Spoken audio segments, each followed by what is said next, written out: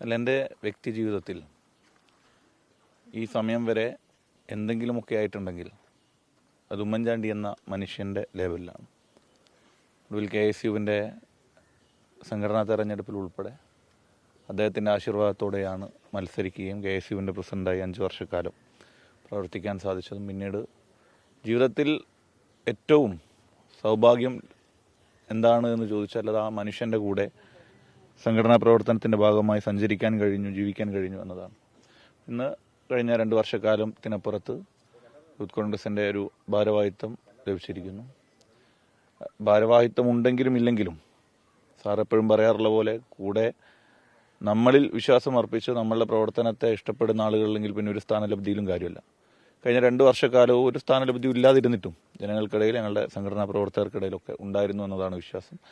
നിലവിൽ നേതൃത്വം ഒരു ഉത്തരവാദിത്വം ഏൽപ്പിച്ചിരിക്കുന്നു. അതുമായി ബന്ധപ്പെട്ട് ആ ഉത്തരവാദിത്തത്തിൽ 100% നീതി പുലർത്തി പോകാൻ കഴിയുമെന്ന് വിശ്വസിക്കുന്നു. ഇതിനൊക്കെ അപ്പുറത്ത് കേരളത്തിലെ ജനങ്ങളെ സംബന്ധിച്ച് ഓരോരുത്തരും ആഗ്രഹിക്കുന്നത് ഈ ദുർഭരണം കഴിഞ്ഞ 9.5 വർഷക്കാലമായി കേരളത്തിലെ ഈ രാജ്യത്ത് എന്താണോ സംഘപരിവാറും BJPയും ചെയ്യുന്നത് അതിൻ്റെ തനിയാവർത്തനം കേരളത്തിൽ നടക്കുമ്പോൾ ഈ ഭരണത്തിന് അന്ത്യം കുറിക്കുക എന്നുള്ള ശപഥം ചെയ്ത് കേരളത്തിലെ ജനങ്ങൾ മുന്നോട്ട് പോകുന്ന ഘട്ടത്തിൽ അവരുടെ പ്രതീക്ഷയ്ക്കൊത്ത്, പ്രത്യേകിച്ച് കോൺഗ്രസ് പ്രവർത്തകരുടെ UDF പ്രവർത്തകരുടെ ഒക്കെ പ്രതീക്ഷയ്ക്കൊത്ത് മുന്നോട്ട് പോകാനും അതുമായി ബന്ധപ്പെട്ട കാര്യങ്ങളുമായി മുമ്പോട്ട് പോകാൻ സാധിക്കുമെന്നതാണ് വിശ്വാസം.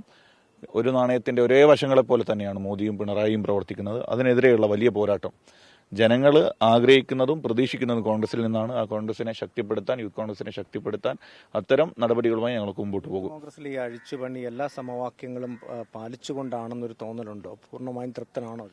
അല്ല, ചില കാര്യങ്ങൾ പറയാനുണ്ട്. അത് പാർട്ടി വേദിയിൽ പറയാം. തൽക്കാലം പുറത്ത് പറഞ്ഞ് അതിനെ മറ്റൊരു ചർച്ചയിലേക്ക് കൊണ്ടുപോകാൻ ആഗ്രഹിക്കുന്നില്ല. പറയാനുള്ള കാര്യങ്ങൾ നേതൃത്വത്തോട് പറയും. പക്ഷേ ജനങ്ങൾ ആഗ്രഹിക്കുന്ന രീതിയിൽ, കോൺഗ്രസ് പ്രവർത്തകർ ആഗ്രഹിക്കുന്ന രീതിയിൽ പിണറായി വിജയനും മോദിയും ഈ 2 കൂട്ടരും ചേർന്ന് ജനങ്ങളെ ബുദ്ധിമുട്ടിച്ച് മുമ്പോട്ട് പോകുമ്പോൾ ഈ 2 ഭരണകൂടങ്ങൾക്കെതിരെയുള്ള പോരാട്ടത്തെ ജനങ്ങൾ ആഗ്രഹിക്കുന്നത് കോൺഗ്രസിൽ നിന്നാണ്. ആ പോരാട്ടം, കോൺഗ്രസിനെ ശക്തിപ്പെടുത്തി ആ പോരാട്ടം മുമ്പോട്ട് പോകുമ്പോൾ യൂത്ത് കോൺഗ്രസ് അതിൽ നിർണായക ഘടകമാണ്. യൂത്ത് കോൺഗ്രസിനെ ശക്തിപ്പെടുത്തി ഞങ്ങൾ മുമ്പോട്ട് പോകും.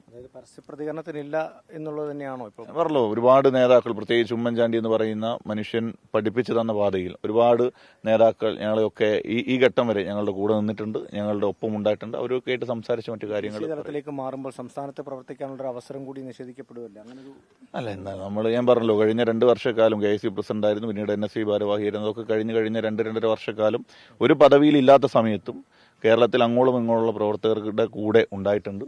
ആ രീതിയിൽ തന്നെ മുമ്പോട്ട് പോകും. അതിന് ഇപ്പം ഇനി മറ്റൊരു പദവി അതിന് തടസ്സമൊന്നുമല്ലല്ലോ. ഈ ഗ്രൂപ്പ് സമവാക്യങ്ങളൊക്കെ കൃത്യമായിട്ട് പാലിച്ചു എന്ന് തോന്നുന്നുണ്ടോ?